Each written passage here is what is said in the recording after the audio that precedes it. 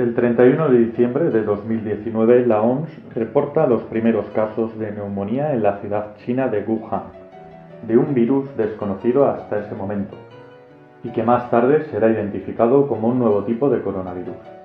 Para el 11 de enero se registran 47 infectados y la primera muerte atribuida, dando comienzo a la mayor pandemia y crisis de la historia moderna, cuyos efectos supondrán cambios en la economía y sociedad actual. ¿Dónde y cómo se originó el virus? ¿Existen intereses ocultos detrás del mismo? ¿Es producto del azar lo que estamos viviendo? Muchas son las preguntas que aún siguen sin respuesta desde que la OMS avisara de la nueva enfermedad a principios de enero, igual que mucha ha sido la cantidad ingente de información nunca antes vista sobre un tema. Información con diferentes tratamientos y que en algunos casos llegaba a ser contradictoria, sin poder sacar conclusiones acertadas, y que contribuyó a no poder minimizar correctamente la expansión y por consiguiente los efectos de la pandemia. Efectos que dejan a la mitad de la población mundial confinada en sus hogares para frenar la expansión del virus que está dejando cientos de miles de muertos en todo el mundo y que se estima que seguramente lleguen a millones, habiendo un antes y un después en nuestra forma de vida global, marcada por la pandemia. El nuevo virus, bautizado posteriormente como COVID-19, aparece en China en la provincia de Hubei, en su capital Wuhan, una megápolis con más de 11 millones de habitantes. Según las investigaciones, todo apunta a que el virus se distribuyó desde el mercado de pescados y mariscos. El director del Centro de Control y Prevención de Enfermedades chino, Gao Fu, explicaba cómo en mercados de este tipo se comerciaba con animales vivos salvajes para el consumo humano y no aptos para ello. Todo realizado de manera ilegal, sin ningún control sanitario por parte del gobierno. Prácticas no únicas de este mercado y extendidas a muchos en toda China. La ingesta de este tipo de animales es tradición cultural en China debido a las largas hambrunas que pasó el país siglos atrás. El mercado se clausuró el 1 de enero del 2020 por ser considerado como posible fuente de infección, aunque la realidad es que no se ha podido demostrar esta hipótesis. El animal concreto que fue el transmisor del patógeno aún no se ha identificado positivamente. En el mercado húmedo de Wuhan se podía encontrar una gran diversidad de animales salvajes, cientos de ellos, como serpientes, salamandras, carne de camello, pavos, murciélagos, incluso hasta koalas, lo que dificulta aún más la detección del animal que provocó el salto a la especie humana. Pero los expertos apuntan al murciélago, siendo el pangolín el intermediario del virus, que mutando su ARN infectó a los empleados de dicho mercado. Si bien es cierto que esta teoría sería la más probable en el inicio de la transmisión de este coronavirus, muchas son las conjeturas de que este hecho no fue azaroso, y algunas casualidades dan que pensar, y ponen de manifiesto la aparición de teorías de lo más conspiratorias. Un hecho importante en esta línea sería la situación del laboratorio de virología, situado en Wuhan y próximo al mercado donde se inició la pandemia.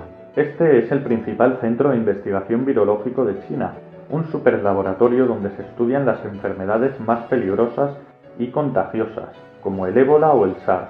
Dicho laboratorio cuenta con la más alta seguridad, pero lo casual de su ubicación junto con el tratamiento de enfermedades idénticas a la que se sufre actualmente desató muchas teorías, desde que el paciente cero fuera un trabajador del centro infectado hasta la creación y propagación del virus de forma fortuita.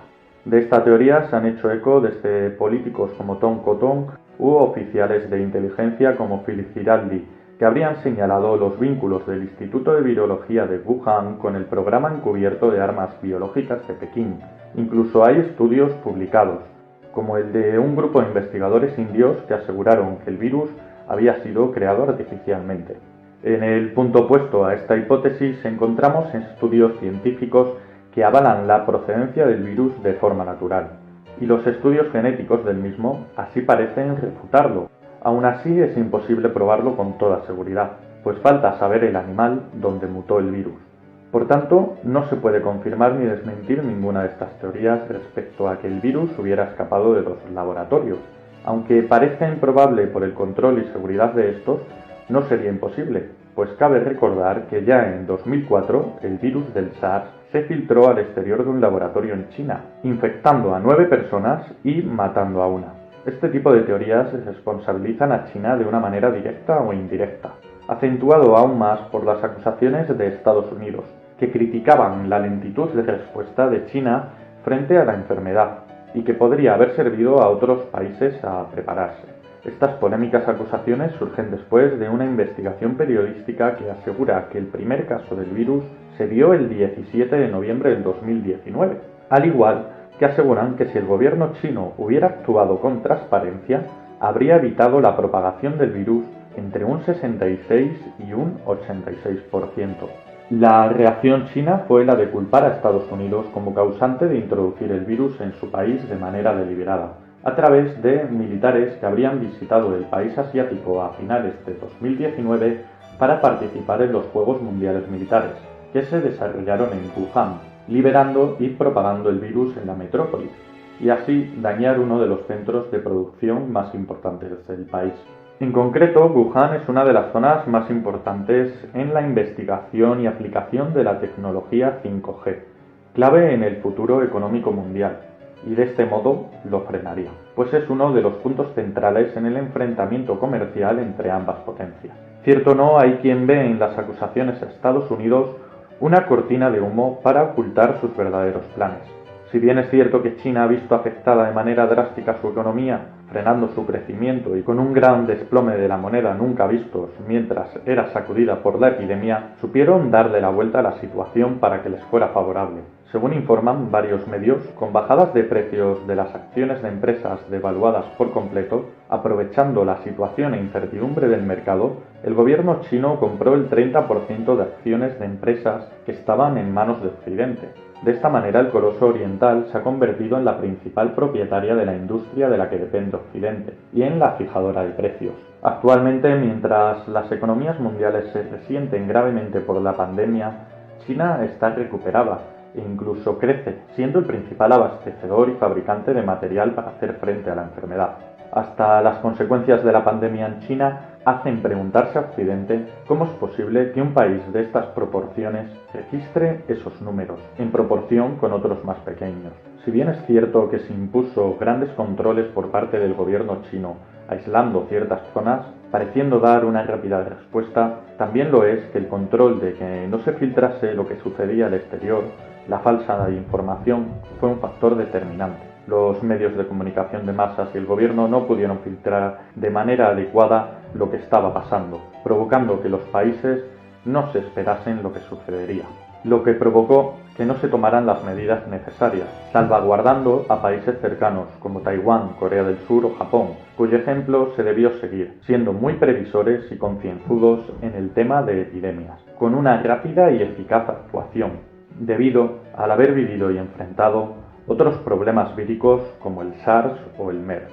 En general, las cifras que se dan en relación a la pandemia por los diferentes países probablemente disten de la verdad, por la forma de contabilizar los casos no registrados o los casos en los que se haya pasado y superado la enfermedad. No obstante, parece cierto que en algunos países, como China e Irán, sería por manipulación de datos. En plena crisis mundial de la epidemia, la gente se sigue preguntando cómo hemos podido llegar a este punto y hasta qué punto los gobiernos podrían haber minimizado los efectos. Pero una sensación subyace en el colectivo, y es la idea de si la situación es solo una generación espontánea o un acto deliberado. Ideas que se acentúan cuando nos enteramos de que este tipo de virus también son creados y manipulados en laboratorios para su estudio, o con casualidades tan sorprendentes como el hecho ocurrido en octubre del 2019, cuando se realizó un simulacro llamado E201, organizado por el Centro Johns Hopkins, el Foro Económico Mundial y la Fundación Bill y Melinda Gates para la seguridad de la salud. En el foro, formado por 15 expertos mundiales, se simuló la aparición de un tipo de virus de características muy similares al actual, que se expandiría por todos los países, convirtiéndose en pandemia. Teorizaba con la aparición de un tipo de coronavirus procedente de los murciélagos que los transmitirían a los cerdos, y estos a las personas.